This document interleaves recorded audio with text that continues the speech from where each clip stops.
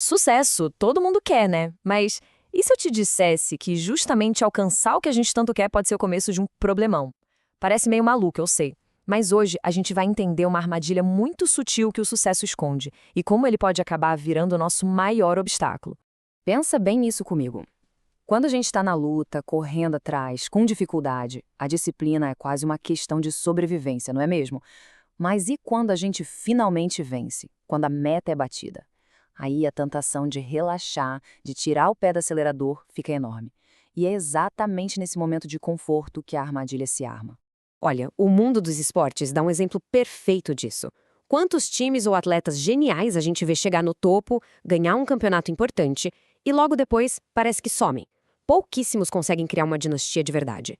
O segredo não está em como eles jogam para vencer, mas no que eles fazem depois da vitória. E aqui que está a grande diferença. Os verdadeiros fora de série não são lembrados por uma única conquista. Eles são lembrados pela capacidade de manter o domínio, de repetir o feito várias e várias vezes. Eles não só ganham o jogo, eles mudam o jogo, garantindo o lugar deles na história, se tornando praticamente eternos. Isso nos leva para o centro da questão, a tal da armadilha da conquista. Para a imensa maioria das pessoas, a reação mais humana e natural depois de um esforço gigantesco é simplesmente desfrutar, colher os frutos. E claro, não tem nada de errado nisso. O problema é que essa mentalidade, por mais normal que seja, é o que impede a gente de chegar no próximo nível. Olha só essa diferença de mentalidade. De um lado, a reação padrão, meta batida, hora de descansar na rede. Do outro, a mentalidade que constrói legados, a busca pelo quilômetro a mais. É aquele treino extra quando a temporada já acabou. É aquela horinha a mais de estudo quando a prova já passou. É esse esforço, quando ninguém está cobrando, que separa uma vitória isolada de uma dinastia. E isso leva a gente para um ponto crucial. Ninguém se prepara para a tempestade no meio dela. A preparação de verdade acontece muito antes, quando o sol está brilhando e o mar está calminho. É se acomodar nos tempos de bonança que nos deixa totalmente vulneráveis para quando a maré inevitavelmente baixar. É um padrão que a gente vê o tempo todo. Em tempos de crise, todo mundo vira especialista em economizar, certo? A disciplina para poupar aparece quase que do nada.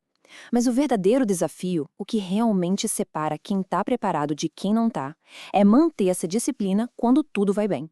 Quando o dinheiro entra fácil e o futuro parece garantido. É nesses momentos que a disciplina vale ouro. E como diz o mestre Warren Buffett, é somente quando a maré baixa que sabemos quem está nadando pelado. Essa frase é simplesmente genial, porque o sucesso pode funcionar como uma maré alta, escondendo todos os nossos erros e fraquezas debaixo da superfície.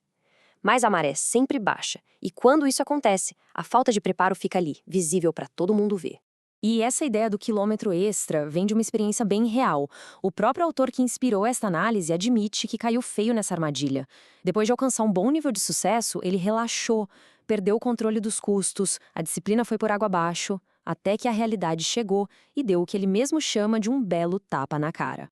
A lição que ele aprendeu com isso é fundamental: a importância do esforço além do esforço. Pensa nisso como se fosse encher o tanque de combustível do carro, mesmo quando ele ainda está na metade. Não é sobre se matar de trabalhar o tempo todo, mas sobre criar, de forma consciente, uma reserva de dinheiro, de energia, de conhecimento, para quando a estrada ficar difícil. Porque pode acreditar, uma hora ela vai ficar. Ok, mas e quem já caiu na armadilha? O que fazer? A mentalidade é a mesma de um grande atleta depois de uma derrota bem dolorida. Não é hora de ficar se lamentando. É hora de pegar a dor, a frustração da queda e transformar tudo isso em combustível para um recomeço muito mais forte e inteligente. E o caminho da recuperação tem um mapa bem claro. Tudo começa com a coragem de encarar esse tapa da realidade, de admitir o erro. O passo seguinte é imediato: voltar à base, aos fundamentos, aquela disciplina que se perdeu.